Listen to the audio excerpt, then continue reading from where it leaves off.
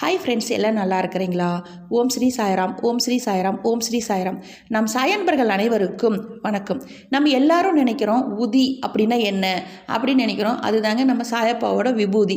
அந்த சாயப்பாவோட விபூதி எப்படி கிடைச்சிது அப்படின்னு நீங்கள் கேள்வி கேட்கலாம். அதுக்கு என்னென்னா, சாயப்பா அன்று துவாரகமாயில் சாயப்பாவால் மூட்டப்பட்ட நெருப்பு இன்னும் அணையாமல் எரிஞ்சிகிட்டு இருக்குது.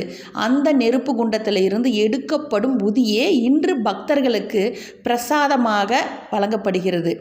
சாயப்பா நான் என்னுடைய இந்த பூ உடல், என்னுடைய இந்த பொன் உடல் இந்த பூ உலகில் வரைந்தாலுமே இந்த மக்கள் அனைவருக்கும் என்னுடைய விபூதியை கொடுத்து அனைவரும் என்றுமே சீரும் சிறப்புமாக பேரும் புகழமாக வாழணும் அப்படின்னு இந்த பிரசாதமாக சாயப்பாவோட